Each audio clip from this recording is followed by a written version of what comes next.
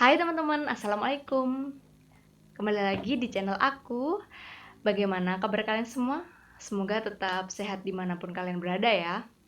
Mengingat ancaman virus di luar sana masih merajalela, maka kita dituntut untuk sigap tetap menjaga kesehatan kita.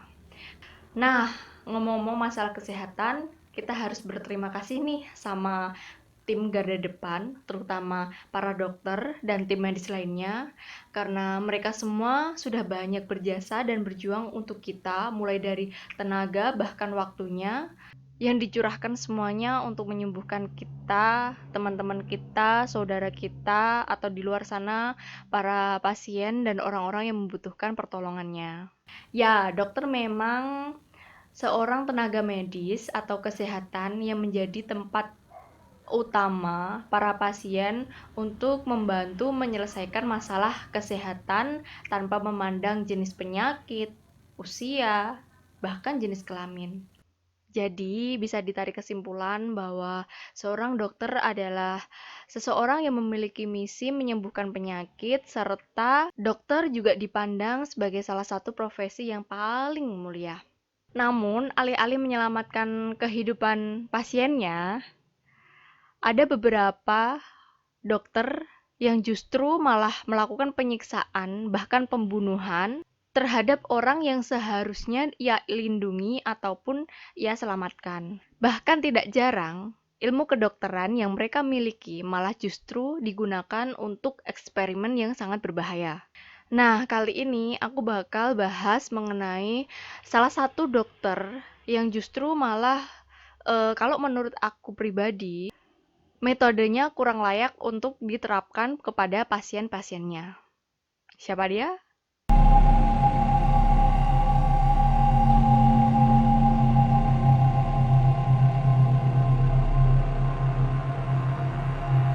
Yaitu Dr. Linda Burfield Hazard nih. Nah, aku singkat Linda aja ya biar gampang. Linda Burfield Hazard ini lahir pada tahun 1867 di Carver, County, Minnesota, dijuluki sebagai dokter kelaparan. Dia adalah seorang dukun, bahkan penipu di Amerika yang sangat terkenal karena menggunakan puasa sebagai metode promosi pengobatannya. Dia dipenjara oleh negara bagian Washington karena sejumlah kasus kematian yang ada di sanitariumnya yang dioperasikannya pada abad ke-20. Dari perawatannya, Linda setidaknya dia bertanggung jawab atas kematian sekitar 15 orang. Nah, pada awal mula karirnya, Linda lahir di Carver County, Minnesota, satu dari 8 anak yang lahir dari pasangan Montgomery dan Susanna Neil. Linda tidak memiliki gelar medis sama sekali, tetapi ia memiliki izin untuk praktek kedokterannya di negara bagian Washington melalui celah kakeknya yang membuka praktisi pengobatan alternatif tanpa gelar. Nah, secara tidak langsung, pada saat itu si kakeknya itu memang sudah terkenal atau sudah lama membuka pengobatan alternatif sehingga dia merekrut atau menyarankan atau memberi izin wewenang kepada Linda untuk melakukan praktisi kesehatannya. Menurut bukunya The Science of Fasting, ia belajar semua itu di bawah Edward Hooker Dewey, MD, yang merupakan sang juaranya puasa. Jadi, selama praktiknya, Linda juga berhasil melahirkan sebuah karya-karya berupa buku yang nantinya juga akan aku bahas di sesi ini. Nah, sanatorium adalah sebuah fasilitas medis yang Linda dirikan untuk merawat pasien-pasiennya di sana, guys. Jadi, di sana pasien rawat inap berpuasa berhari-hari, bahkan berminggu-minggu atau bisa jadi sampai berbulan-bulan. Berbagai laporan menyebutkan bahwa Linda hanya memberi pasiennya 2 mangkok kaldu tomat serta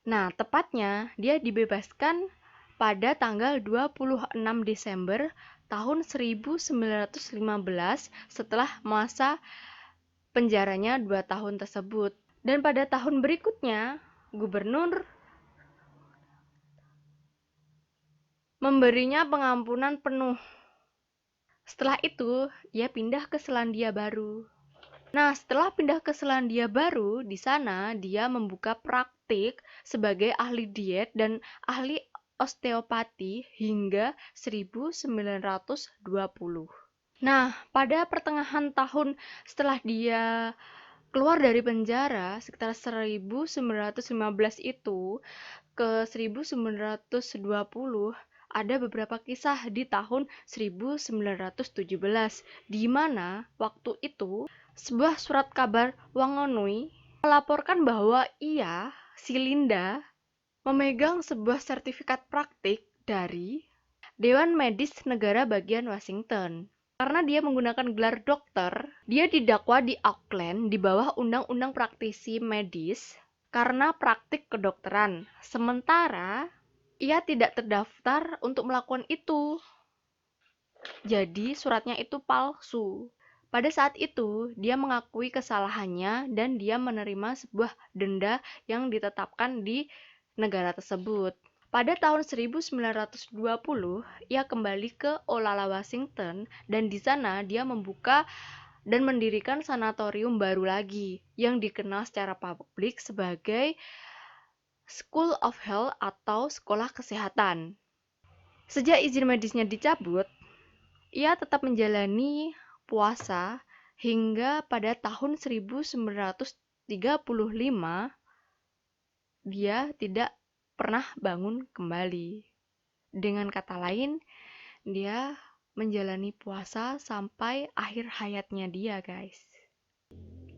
Nah, oke teman-teman, jadi gitu ceritanya. Bagaimana menurut kalian? Apakah metode si Linda ini bisa digunakan untuk penyembuhan penyakit? Jika kalian setuju dengan si Linda, bisa tinggalkan komen kalian. Kenapa alasannya jika itu bisa, dan kalau tidak, kenapa itu tidak bisa? Biar kita bisa sama-sama belajar dan berbagi informasi. Nah, mungkin cukup sekian video aku kali ini. Sampai ketemu di video aku selanjutnya. Bye!